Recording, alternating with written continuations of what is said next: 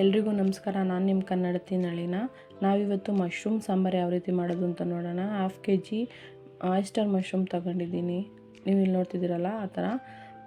ನಾನು ಇಲ್ಲಿ 2ರಿಂದ 2.5 ಗೆಡ್ಡೆ ಆಗುವಷ್ಟು ಬೆಳ್ಳುಳ್ಳಿನ ಬಿಡಿಸಿಟ್ಕೊಂಡಿದ್ದೀನಿ. 1.5 ಇಂಚು ಶುಂಠಿ ತೊಗೊಂಡಿದ್ದೀನಿ. 1 ಇಂಚ್ ಆಗುವಷ್ಟು ಚಕ್ಕೆ ತೊಗೊಂಡಿದ್ದೀನಿ. 4ರಿಂದ 5 ಲವಂಗ ತೊಗೊಂಡಿದ್ದೀನಿ. 2 ಮೀಡಿಯಮ್ ಸೈಜ್ದು ಈರುಳ್ಳಿನ ಕಟ್ ಮಾಡಿ ಇಟ್ಕೊಂಡಿದ್ದೀನಿ. ಸ್ವಲ್ಪ ಕೊತ್ತಂಬರಿ ಸೊಪ್ಪು ತೊಗೊಂಡಿದ್ದೀನಿ. 1 ಕಪ್ ಆಗೋಷ್ಟು ತೆಂಗಿನ ತುರಿ ಇಟ್ಕೊಂಡಿದ್ದೀನಿ ಮೀಡಿಯಮ್ ಸೈಜ್ದು.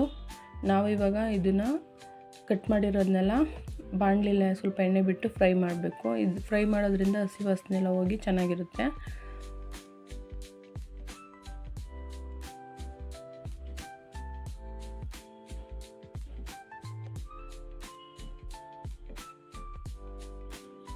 ಸ್ವಲ್ಪ ಎಣ್ಣೆ ಬಿಟ್ಟು ಫ್ರೈ ಮಾಡಬೇಕು.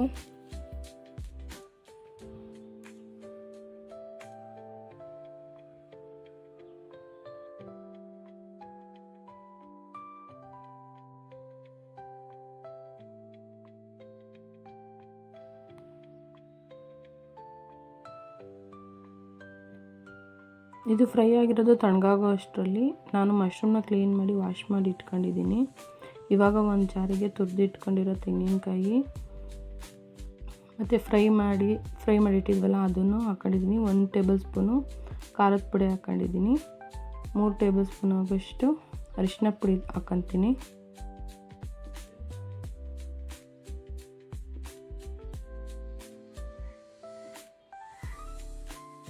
ಸ್ವಲ್ಪ ನೀರು ಹಾಕ್ಕೊಂಡು ಇದನ್ನು ನುಣ್ಣಗೆ ರುಬ್ಕೊಂಡು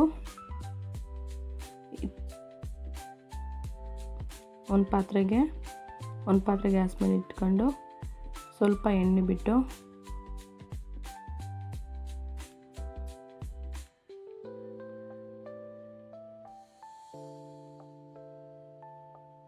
ಸ್ವಲ್ಪ ಸಾಸಿವೆ,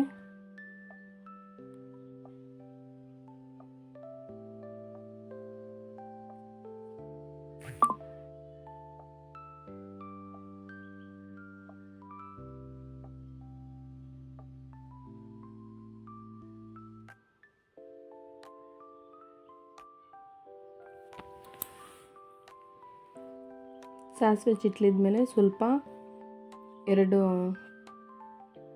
ಕರಿಬೇವಿನ ಸೊಪ್ಪು ಹಾಕ್ಕೊತಾ ಇದ್ದೀನಿ. 2 ಗೊಂಚಲು.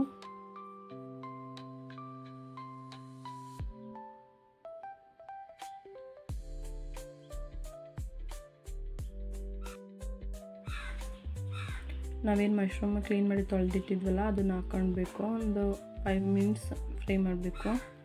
ಅದಾದಮೇಲೆ ಸ್ವಲ್ಪ ಅರಿಶಿನ ಹಾಕೋಬೇಕು.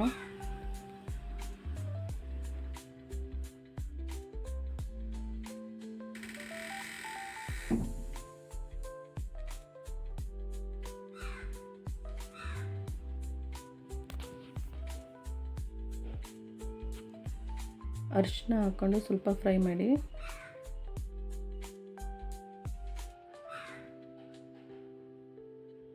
ನಾವೇನು ರುಬ್ಬಿಟ್ಕೊಂಡಿದ್ವಲ್ಲ ಆ ಮಸಾಲಾನ ಹಾಕ್ಕೊಬೇಕು.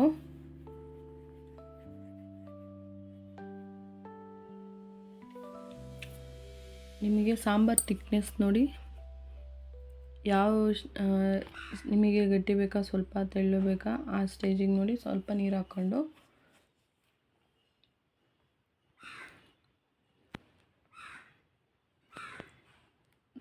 ರುಚಿಗೆ ತಕ್ಕಷ್ಟು ಉಪ್ಪು ಹಾಕ್ಕೊಬೇಕು.